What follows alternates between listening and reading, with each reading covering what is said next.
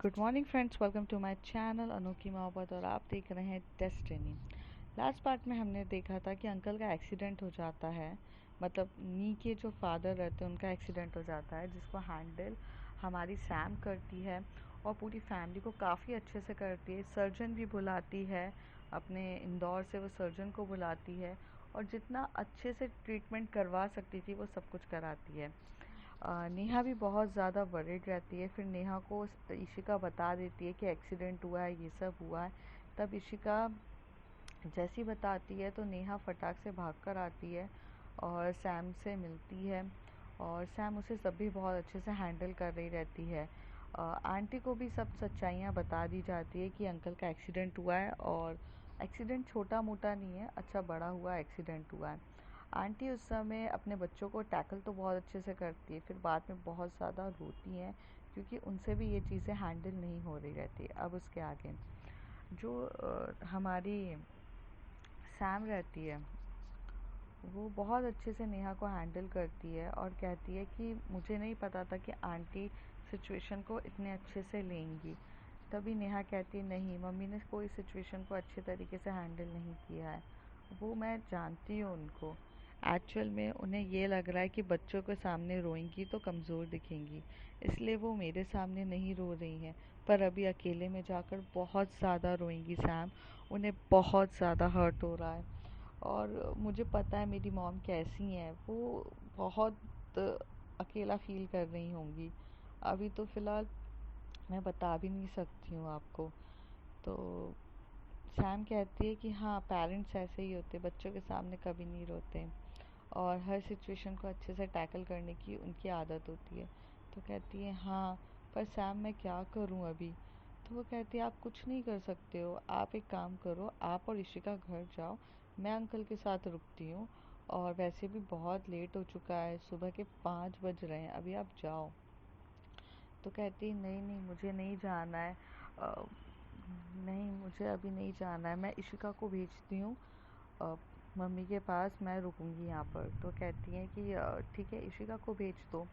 तो इशिका के पास जाते हैं तो जो जैस रहती है, जैस और इशिका बहुत अच्छे से एक दूसरे के कंधे पे सर रखकर सो चुके रहते हैं और एकदम क्यूट क्यूट कपल की तरह दिख रहे रहते हैं। तभी जो नी है वो उठाती है, इशिका उठो।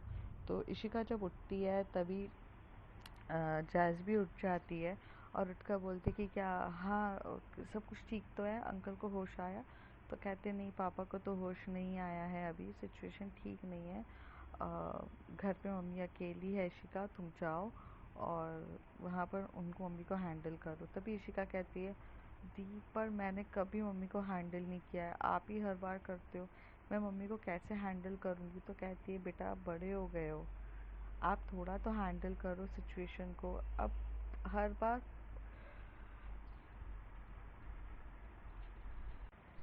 हर बार मैं नहीं रहूँगी, आप ये जानते हो। आप थोड़ा सा मैच्योरिटी दिखाना सीखो और जाओ हैंडल करो। तो इशिका को बहुत अपसेट फील होता है, उसे ऐसा लगता है कि मैं कैसे हैंडल करूँगी और वो जैज़ का हाथ थोड़ा सा टाइटली पकड़ लेती है। जब जैज़ का हाथ टाइटली पकड़ती तो जैज़ को ये फील होता है कि अभी वो बहुत ज़्यादा वरीड हो चुकी है और बहुत ज़्यादा डर लग रहा है उसको। तभी जैज़ बोलती है if you don't mind Neha, कि मैं भी इशिका के साथ आपके घर चली जाऊँ आंटी को हैंडल करने। आई डोंट थिंक कि इशिका से अकेले हैंडल होगा। तो वो कहती है हाँ जैस, आपको जैसा ठीक लगता है आप जाओ, पर प्लीज़ मॉम का ख्याल रखना, उनका ना बीपी लो हो जाता है। इशिका आपको पता है दवाइयाँ कहाँ रखी रहती है, सब कुछ मम्मी को खिलाओ और ध्यान रखो प्लीज़, जितना ज़्यादा ध्यान रख सकती हो रखो। तो जैस बोलती है डोंट वरी, मैं हैंडल कर लूँगी। जैसे ही इशिका चली जाती है अपनी स्कूटी निकालने के लिए बाहर, तभी जो जैस है वो सैम की तरफ आके बोलती है कि कुछ भी प्रॉब्लम हो मुझे कॉल करना और है। तो कहती है कि हाँ यार सुनना, आंटी का ख्याल रखना यार प्लीज़ बहुत ज़्यादा अच्छे से, और यार मेरी सासू माँ है यार ध्यान रखना। तो जैस के मुंह से एकदम से निकल जाता है हाँ तो मेरी भी तो है, तो ध्यान ही रखनी थी ना। तो सैम जो रहती है वो सुन लेती है पर वो रिएक्ट नहीं करती क्योंकि नेहा साइड में रहती है और वो नहीं चाहती थी कि वो कुछ भी ऐसा रिएक्ट करे जिसे नेहा ऑब्ज़र्व करे और बोले। तभी जो जैज़ जा रही रहती है तो नेहा की तरफ सैम बोलती है, मैं 2 मिनट में जैज़ को कुछ इंस्ट्रक्शन देकर आती हूँ कि मुझे कुछ उससे सामान मंगाना। तो कहती है ठीक है। तो नेहा जो रहती है वो पापा के वहाँ पर खड़ी रहती है, डोर के वहाँ पर, बस पापा को देख रही रहती है, बहुत उम्मीदों से देख रही रहती है, जैसे कि यार 1 मिनट में मेरे पापा ठीक हो जाएं और उठकर बोले कि बेटा मैं ठीक हो गया हूँ, नी कैसी हो तुम वगैरह। लेकिन चीज़ें वैसी नहीं होती है जैसा हम सोचते हैं। तो वहाँ से उम्मीदों में देख रही रहती है। तभी जो सैम है वो जैस की तरफ जाती है और बोलती है, क्या बोला तूने? मेरी भी सासू माँ, कब हुआ ये सब चीज़ें? तो वो कहती है, अरे तो तूने तब रिएक्ट क्यों नहीं किया? तो कहती, पागल है क्या, मरना है क्या मुझे? मेरी वाइफ के सामने मैं रिएक्ट करूँगी, मार डालेगी वो मुझे, आपको तो पता है। और वैसे भी यार अभी सिचुएशन ऐसी नहीं कि मैं कुछ भी रिएक्ट करूँ, पर बता ना कब हुआ? तो कहती, कब हुआ मतलब क्या, वो रात को हुआ? ओहो, रात को मतलब जब हम दोनों अपने रूम पे थे, जब तुम दोनों अपने रूम पे थे तब हुआ? तो कहती, क्या क्या हुआ, बता बता, क्या क्या किया तूने बच्ची के साथ? तो कहती, एक तो पहली बात वो बच्ची नहीं है, ठीक है, और मैंने कुछ भी नहीं किया है, ओके, तो तू कुछ ज़्यादा मेरे को ऐसे मज़े लेकर मत पूछ। तो कहती, तो कैसे मज़े लेकर पूछूं? बेटा मतलब यहाँ हमारी लव स्टोरी का तो अता पता है नहीं है क्या है, लेकिन यहाँ नई लव स्टोरी चालू हो रही है, तो बता ना क्या हुआ तेरा? तो कहती है, सैम मेरा कुछ भी नहीं हुआ यार, बस एक दूसरे के सामने फीलिंग कन्फेस करी है और कुछ नहीं। आहा, तो किसने कन्फेस करी? तो कहती है, यार इशिका ने भी करी, मैंने भी करी, अब बोथ साइडेड होता है ना, ये कोई वन साइडेड गेम है क्या? बात वो तू समझी नहीं। सैम कहती है, मैंने कहा फर्स्ट स्टेप किसने लिया प्रपोज करने का? तो कहती है, यार दोनों ने एक साथ बोला था, एक्चुअली वो किस्ड हो गया था। ओहो, सिर्फ किस हुआ? नहीं मुझे नहीं लगता यार, मतलब हम तुम एक कमरे में बंद हो और कोई भी ना आए, जब ऐसी हालत होती है तो किस पे इंसान नहीं अटकता है। और मुझे नहीं लगता सिर्फ किस हुआ होगा, बताना जैस और क्या क्या किया तूने?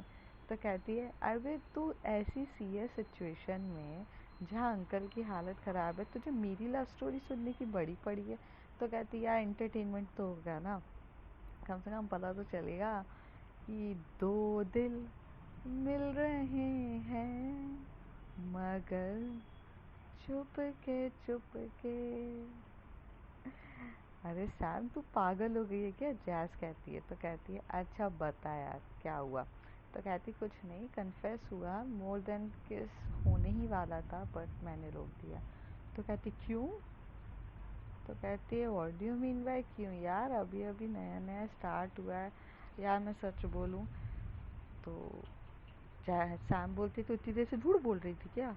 तो कहते, अरे मेरा मतलब वो नहीं है यार, मेरा कहने का मतलब है यार, मैं सीरियसली बोलना चाहती हूँ, मुझे इशिका बहुत पसंद है, बहुत मतलब बहुत ज़्यादा, मुझे उसके साथ ना बहुत अच्छा लगता है, बहुत सुकून मिलता है। मेरे पास वर्ड्स नहीं है कहने के लिए, but I feel like I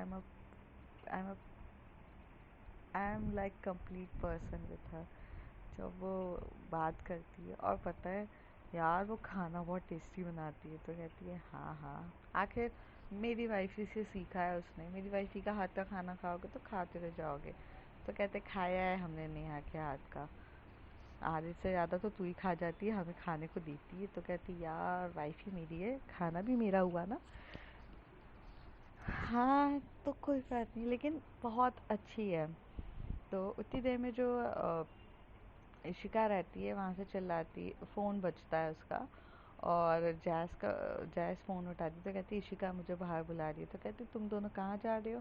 तो कहती है, आंटी के पास जा रहे, बताया तो था। कहती, हाँ हाँ सासू माँ के पास, ध्यान रखना। तो कहती है, हाँ, और ना हमारा इतनी ऐसा कुछ भी हुआ नहीं है, तू ज़्यादा मत सोचा कर हमारे बारे में। तो कहती है, हाँ नहीं नहीं, मैं ज़्यादा नहीं सोचती हूँ, मैं करेक्ट सोचती हूँ जो मैं सोचती हूँ। And by the way, congrats, तो जो जैस है वो स्माइल करती है और थोड़ा सा ब्लश करते हुए बोलती है थैंक यू। तो कहती है सुन, इशिका बच्ची है, हैंडल कर लेगी ना? तो कहती है हाँ कर लूँगी, मुझे वैसे ही बच्चे ही पसंद है। दोनों काफ़ी ज़्यादा हंसते बोलते बच्चे ही पसंद है, अच्छा ठीक है चल जा बाय। ऐसे करके जो हमारी जो इशिका रहती है वो स्कूटी चलाती है जिसमें जैस चली जाती है, और दोनों काफ़ी ज़्यादा ट्रैवल मतलब गाड़ी चलाने के 10 से 15 मिनट के बाद पहुंचते हैं।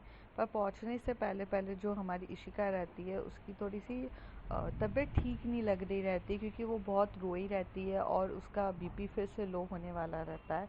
और ये बात जो हमारी जैस है वो समझ जाती है, तो वो एक गाड़ी को साइड में खड़ा करती है और सबसे पहले एक कॉर्नर से टी स्टॉल से टी लेती है और टी पिलाती है। बोलती है कि अभी नहीं, कुछ तो पी कर जाओ, भले ठीक लगे या ना लगे पर पी लो आप।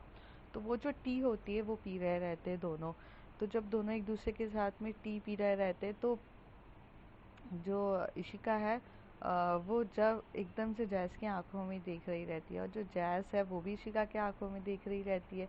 दोनों का आई कांटेक्ट भी बहुत क्यूट तरीके से होता है, जैसे कि आंखों आंखों में बातें हो रही है उस टाइप का होता है। जैसे बहुत खूबसूरत मोमेंट होता है कि जहाँ थोड़ा सा ठंडा ठंडा एटमॉस्फेयर रहता है, मॉर्निंग का टाइम रहता है, 5-6 बजे ये लोग जाए रहते, ठंड रहती है, और उस ठंडे एटमॉस्फेयर में दोनों खड़े होकर चाय पी रहे रहते हैं।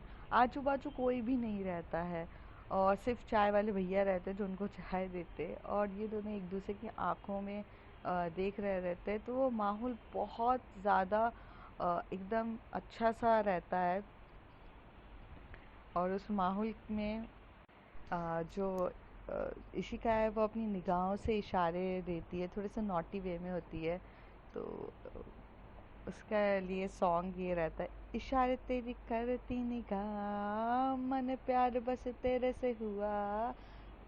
तो वो वाला गाना इन पे बहुत ज़्यादा काफ़ी ज़्यादा सूट कर रहा रहता है। तो जो नॉटी रहती है इशिका थोड़ी सी, जैज़ समझ रही रहती है, बट वो कुछ भी नहीं देखती क्योंकि वो पब्लिक प्लेस में रहते हैं और कुछ नहीं करते। थोड़े टाइम के बाद जब इशिका बेटर फील करती है तो वो अपनी ड्राइव करती है। तो ड्राइव करते टाइम जैज़ बोलती है कि इशिका कैन आई ड्राइव? तो वो बोलती है कि आपको ड्राइविंग आती है? तो वो कहती कि हाँ मुझे स्कूटी या एक्टिवा बहुत अच्छे से चलाना आता है, ऐसे क्यों बोल रहे हो, मैं चला सकती हूँ। तो कहती ठीक है तो फिर चला लो आप। तो वो चलाती है और उसके पीछे इशिका बैठती है। रास्तों के बारे में ज़्यादा कुछ आइडिया नहीं रहता है जैस को, इसलिए हमारी जो इशिका है वही रास्ता बता रही रहती कि यहाँ से टर्न, वहाँ से लाइट। करीब 10 मिनट के बाद ये लोग वहाँ आंटी के पास पहुँचते हैं। जैसे ही अंदर जाते हैं तो पहले तो बैल रिंग करते हैं, फिर बैल रिंग के बाद आंटी आती है, फिर आंटी को एकदम से हक करती है इशिका और बोलती है मॉम आप ठीक तो हो? तो उसकी मॉम कहती है कि हाँ बेटा मैं ठीक हूँ। तब जो एकदम से जब हक करने के बाद थोड़ी सी बॉडी वार्म दिखती है आंटी की, तो इशिका कुछ कहती नहीं है, और जैज़ जो रहती है वो समझ जाती है कि कुछ गड़बड़ है। तो वो रूम पर जाते हैं और सबसे पहले तो बीपी चेक करते हैं आंटी का। आंटी का बीपी काफ़ी ज़्यादा लो हो चुका रहता है, क्योंकि उनको भी इनके घर में सभी को थोड़ा बीपी लो के इशू रहते हैं। तो जो हमारी सैम रहती है वो मतलब बीपी चेक कर रही रहती है, तो इशिका दवाई लेकर आती है। तो दवाई देने से पहले जैस रोक देती है। जैस बोलती है कि अभी मत दो दवाई। तो कहती है कि मम्मी का बीपी लो हो रहा है इशिका, जैस मुझे देना पड़ेगा दवाई। तभी वो कहती है इश मेरी बात सुनो, अभी दवाई नहीं दे सकते हैं क्योंकि दवाई रिएक्ट कर जाएगी आंटी पे। आंटी ने एक दवाई ऑलरेडी पहले खाई है, सामने बताया था मुझे, तो अभी नहीं दे सकते हैं। तो कहती तो फिर बीपी लो है? तो कहती बीपी लो का अलग तरीके से भी इलाज हो सकता है ना? तो कहती कैसे? तो कहती है कि आप एक काम करो, नींबू पानी बना कर लाओ और कुछ खाने के लिए लेकर आओ, पहले इनको खाना वाना खिलाना पड़ेगा तब जाके होगा। बॉडी नीड्स फूड, अभी इन्होंने कुछ भी नहीं खाया है शाम की वजह से। तो जो इशिका वैसी करती है जैसा जैस ने कहा रहता है कि वो जाती है नींबू पानी वगैरह वो सब लेकर आती है और अच्छे से आंटी को सर्व कर देते हैं। आंटी होश में होकर भी होश में नहीं रहती है। कहते हैं ना कि वो जग तो रही हैं, पर उनका ध्यान, उनका सब कुछ दिमाग एक ही तरफ जा रहा रहता है। वो और कोई नहीं, अंकल की बातें, अंकल की चीज़ें उनके दिमाग में गूंज रही रहती है। उन्हें ऑल टाइम ऐसा लग रहा रहता है कि वो प्रेजेंट तो है पर मेंटली एब्सेंट है। तो उनको खाना वाना खिलाते, फिर थोड़ा टाइम तक उनको अच्छे से रखते, फिर जो जैस है और इशिका है वो आंटी को सुला देते हैं। दूसरी तरफ जो हमारी सैम रहती है वो काफ़ी ज़्यादा वरिड रहती है। नेहा के साथ वहीं पे पूरे देर वेट करती है। फिर वो कहती है कि नेहा, ऑफिस में फ़ोन करके बोलो कि आप नहीं आने वाले हो। तो वो कहती है कि हाँ, मैं ऑफिशियली मेल डाल देती हूँ। तो जो सैम रहती है वो तो डायरेक्ट मैनेजर से कॉल करती है और बोलती है कि मेरे रिलेटिव का वो बोलती है कि नेहा के पापा का एक्सीडेंट हो गया है।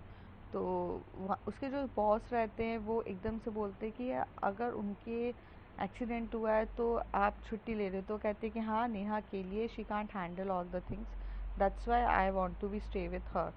तो जो बॉस रहता है वो कुणाल रहता है।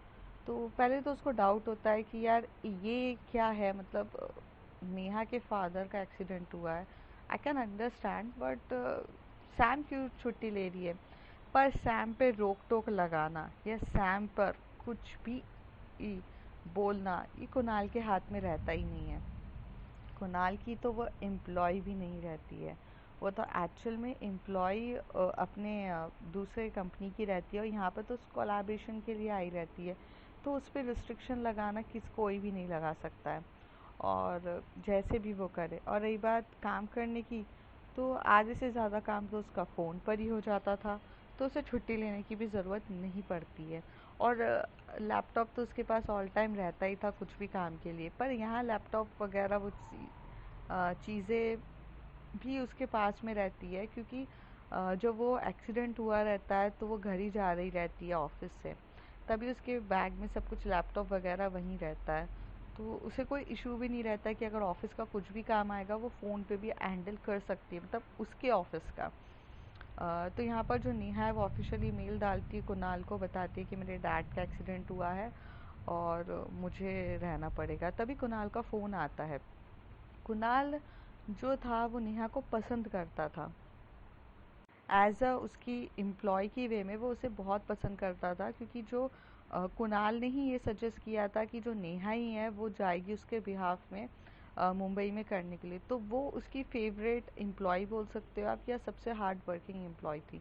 तो उसे पसंद करता था। तो जैसे ही वो उसको फ़ोन करके बोलता है नेहा क्या हो गया है, तो वो कहती है कि पापा का एक्सीडेंट हो गया है, ऐसे वगैरह हुआ है।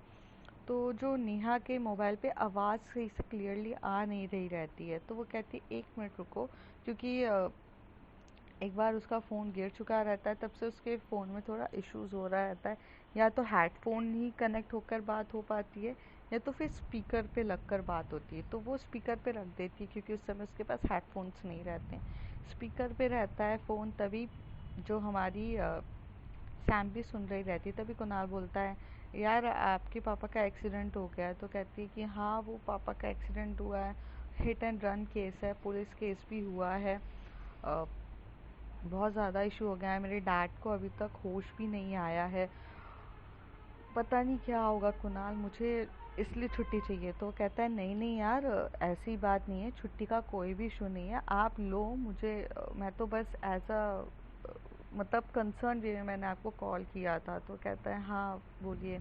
तो वो बोलता है कि अगर आपको कोई भी चीज़ की ज़रूरत हो तो आप मुझे बिंदास तरीके से कॉल कर सकते हो। यार हम आई नो हम ऑफिस कलीग्स हैं, बट एज अ फ्रेंड भी हैं, तो तुम्हें जो भी ज़रूरत हो मुझे कॉल करो, कुणाल कहता है। तभी नेहा कहती है कि यार ज़रूरत नहीं है, सामने सब कुछ अरेंज कर दिया है, सामने हर एक चीज़ कर दी है, मुझे ज़रूरत नहीं है, बट हाँ कभी कोई हेल्प चाहिए होगी तो मैं ज़रूर बोलूँगी। तभी कुणाल पूछता है यार एक बात पूछूं। तो नेहा बोलती कि हाँ पूछो कुणाल। तो वो कहती है यार ये सैम का क्या सीन है। तो तभी सैम भी सुन रही रहती है, पर वो रिएक्ट नहीं करती है। तो वो बोलती है सीन है मतलब। तो कहते क्या, हाँ उसने भी मुझको फ़ोन करके बोला कि वो आज ऑफिस नहीं आएगी, वो आपके साथ पूरे टाइम रहेगी, क्योंकि आपके पापा का एक्सीडेंट हुआ है। तो कहते कि हाँ वो नहीं आएगी क्योंकि वो मेरे साथ ही है। क्यों, क्या हो गया इशू? तो कहता है बात इशू की नहीं है, बात ये है कि यार मतलब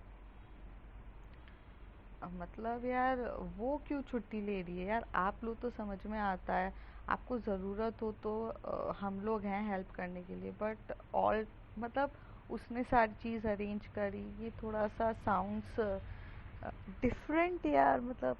तभी नेहा बोलती है कि आप साफ साफ बोलो ना कि आप पूछना क्या चाह रहे हो, इतना घुमा फिरा के क्यों पूछ रहे हो कुणाल? तो वो कहते हैं कि यार साफ साफ का मतलब है कि आप और आपकी इतनी ज़्यादा बॉन्डिंग कैसे है सैम के साथ, बस यही मेरा क्वेश्चन है।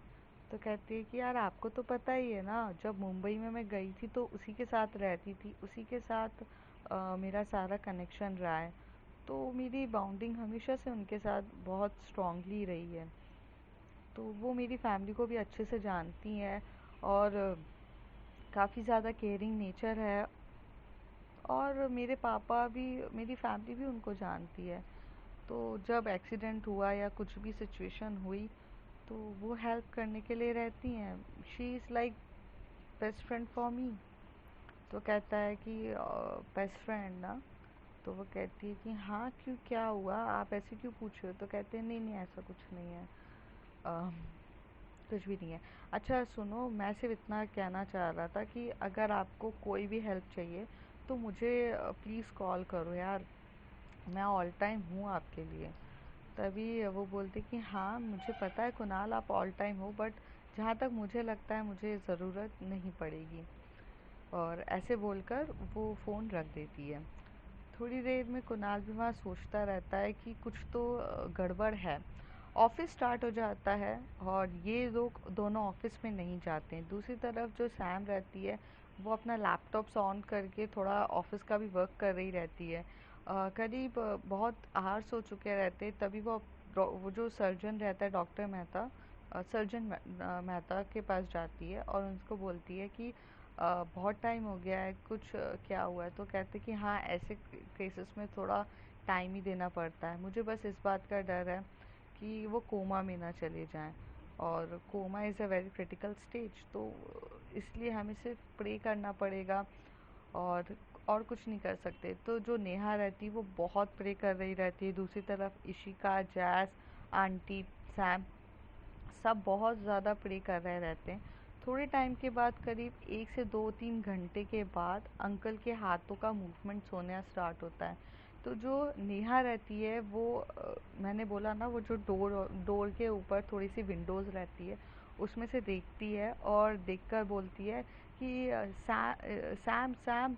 तो वो कहती है पापा का मूवमेंट्स हो रहे हैं, डॉक्टर को बुलाओ, डॉक्टर को बुलाओ। फिर जैसी जो सैम रहती है वो फटाक से नर्स को बोलती है कि आप पहले अंदर जाओ और जाकर देखो कि मूवमेंट्स हो रहे हैं, और वो डॉक्टर मेहता को बुलाती है। जब सर्जन मेहता जैसे ही अंदर जाते हैं वो मूवमेंट्स देखते हैं और उन्हें काफ़ी ज़्यादा खुश होता है क्योंकि उनको होश आ चुका रहता है। और ये जो लाइक मीन्स, तो जब सबके सब भागते हुए जाते हैं अंकल की तरफ देखने के लिए, तो देखने के बाद पता चलता है कि अंकल होश में तो आ गए हैं लेकिन अभी उनकी कंडीशन इतनी नहीं है कि वो बात कर सके।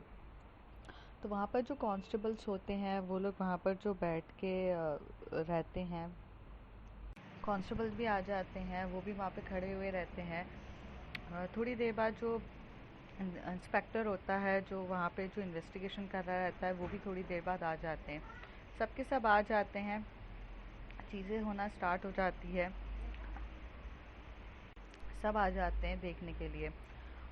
जो अंकल रहते हैं वो होश में तो आते हैं बट वो कुछ रिएक्ट नहीं कर रहे रहते। जैसे अगर आप उनसे कुछ बोलना चाह रहे हो, कुछ सिचुएशन को जानने के लिए आप पूछ रहे हो, तो वो कुछ रिएक्ट नहीं करते, वो बहुत साइलेंटली बैठे रहते। तो डॉक्टर को थोड़ा सा लगता है कि क्या हो गया, ये रिएक्ट क्यों नहीं कर रहे हैं। तो जो सैम है वो जाकर बोलती है कि आप प्लीज़ बात करो देखो। तो सैम जब बोलती है तो पता चलता है चीज़ों के बारे में। तो जब डॉक्टर उनके बारे में बताते हैं तो थोड़ा सा सर्जन को भी लगता है, पर जब वो पूरे अच्छे से एग्ज़ामिन करते हैं तब वो कहते हैं कि अभी उनको थोड़ा सा शॉक लगा हुआ है, थोड़ा टाइम दो, थोड़े टाइम के बाद वो ठीक हो जाएंगे। तो ऐसे करके थोड़ा ठीक होने लगते हैं। मतलब थोड़ा उनको ऑब्जर्वेशन में रखा जाता है। जब उनको होश आ जाता है तो वो थोड़ा सा उनको टाइम लगता है अपने आप को रिकवर करने के लिए, लेकिन कुछ हद तक वो अपने आप को रिकवर कर ही लेते हैं। दूसरी तरफ जो आंटी रहती हैं उनका फ़ोन आता है नेहा के पास। तो जो नेहा है वो बोलती है कि मॉम, पापा ठीक हो चुके हैं, मतलब पापा को होश आ गया है, आप टेंशन ना लो और बहुत जल्दी वो ठीक हो जाएंगे।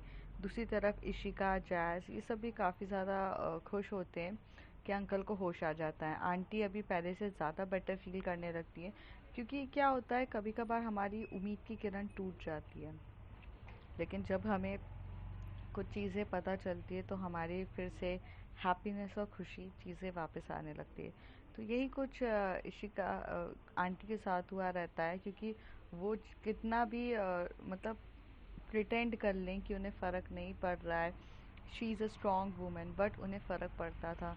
और फ़र्क उनको बहुत ज़्यादा पड़ता था, क्योंकि यार अपने पति को कोई इस कंडीशन में देखे तो इंसान टूट ही जाता है। पर जब अंकल ठीक होते हैं तो काफ़ी ज़्यादा होता है। थोड़ी देर बाद जो डॉक्टर मेहता रहते हैं वो आकर सैम से बात करते हैं। तो वो सैम को बताते हैं कि इनकी एक और सर्जरी करनी पड़ेगी, जो बहुत ज़्यादा ज़रूरी है, क्योंकि जहाँ तक इनकी एक जो नर्व्स है वो दब गई है। अगर वो उनका अभी ऑपरेशन नहीं किया गया तो आगे जाके बहुत ज़्यादा चांसेस हैं कि वो कभी मतलब कुछ चीज़ के लिए रिएक्ट ही ना कर पाए। तो it's a very important thing कि उनके ये करना ज़्यादा ज़रूरी है। तो आप बोलो कि करना है कि नहीं। तो जो सैम रहती है वो पूछती है डॉक्टर ये कैसा क्वेश्चन है, करना है कि नहीं। ऑफ कोर्स करना है, अंकल को आप ठीक करिए। तो वो कहते हैं कि सैम, राइट नाउ आपके करीब 10 से 12 लाख रुपए ऐसे खर्च हो चुके हैं, क्योंकि आप जानती हो ना। तो कहती है कि हाँ मैं जानती हूँ, और अगर ये सर्जरी करी तो ये सर्जरी मैं ये नहीं कह रहा हूँ कि 100% सक्सेसफुल नहीं है, 90% तो ऑफकोर्स सक्सेसफुल है जहाँ तक मुझे देख के लग रहा है। 10% रिक्स रहेगा, पर अभी रिक्स लेना ही ज़्यादा बेटर है हमारे लिए। तो कहती कि हाँ कॉस्टली बहुत ज़्यादा है। तो वो कहती है कि यस मुझे पता है 15 लाख रुपीस इस सर्जन का अमाउंट है। तो कहती है कि हाँ, तो are you ready to afford that. तो वो कहती है किसी की जान से ज़्यादा इम्पोर्टेंट नहीं है, yes I am ready to afford that, but give me some time like 2 or 3 days to deal everything. तो वो कहती है कि ठीक है आप कर दो, आपको दे दें। तो जो इशिका रहती है वो इन सब चीज़ों से बहुत अनजान रहती है। नेहा भी बहुत ज़्यादा अनजान रहती है कि क्या चल रहा है, कैसे चल रहा है। फिर जो सैम होती है वो नेहा के पास आकर बोलती है कि यहाँ पर अभी सही हुए नहीं है पापा, एक और सर्जरी की होगी, तो आप वरीड ना हो। तो कहते हैं कि वरीड मतलब फिर से सर्जरी? क्यों क्यों सैम, क्यों अब क्यों सर्जरी की ज़रूरत है, बताओ ना क्या हो गया है। तो कहती कि अब पापा अभी ठीक हो चुके हैं, लेकिन पहले से ज़्यादा बेटर नहीं फील करेंगे। तो प्लीज़ यार आप समझो। तो नहीं आपको प्लीज़ करो, आप थोड़ा शांत रहो। उसी देर में जो इशिका सॉरी उसी देर में जो सैम रहती है वो जाती है, वो अपने ब्रोकर को फ़ोन लगाती है, और जो घर इन लोगों ने ख़रीदा रहता है, जो फ्लैट जो रहता है, जो इशिका जो नेहा और सैम के ऊपर रहता है, वो फ्लैट के बारे में पता करती है। तो वो फ्लैट का कॉस्ट करीब 1 या 1.5 करोड़ रुपए रहता है।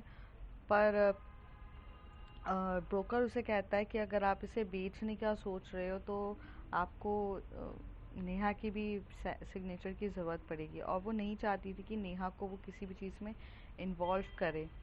तो सैम वो अपने माइंड में ड्रॉप कर देती है। तो अब उसके दिमाग में सिर्फ एक ही चीज़ रहती है कि 15 lakh rupees is the biggest amount. उसकी जितनी भी सेविंग्स रहती है राइट ना, उसने अपनी जितनी भी सेविंग्स जो भी कमाया रहता है वो सब उसने अभी सर्जरी, ऊपर से डॉक्टर मेहता को बुलाने का, इन सब में खर्च कर चुकी रहती है। करीब 10-12 लाख रुपए तो वो खुद ही अपनी जेब से खर्च कर चुकी रहती है। अब प्रॉब्लम ये आती है कि right now 15 lakh is the biggest amount. वो कैसे करेगी, क्या करेगी, उसको कुछ समझ में नहीं आ रहा रहता है, और वो नेहा को इस ट्रबल में डालना भी नहीं चाहती है। तभी जो नेहा रहती है वो ये सारी बातें सुन तो लेती है कि कॉल पर कि वो पैसों का अरेंजमेंट का बोल रही है, क्योंकि वो अपने डैड से कॉल पे बात करती है और डैड को बोलती है कि क्या करूँ डैड। तो डैड बोलते हैं नहीं अभी तो हमें मेरे मेरे हिसाब से तो अभी हमें अंकल को बचाना ज़रूरी है। तो उसके डैड कहते हैं कि मेरी सेविंग्स ले लो, बट ईशान नहीं चाहती थी कि वो सेविंग्स ले, क्योंकि वो सेविंग्स जितनी भी रहती है वो उसके भाई की स्टडीज़ के लिए रहती है, और वो ये नहीं चाहती थी कि उसके भाई की स्टडीज़ कभी भी किसी भी वजह से रुके और कोई भी इशू हो। तो वो बहुत सोचती है, पर वो कुछ बोलती नहीं है। पर अब देखते हैं फ्रेंड्स वो कैसे अरेंज करेगी, क्या करेगी। If you like my story, like share and subscribe. Thank you.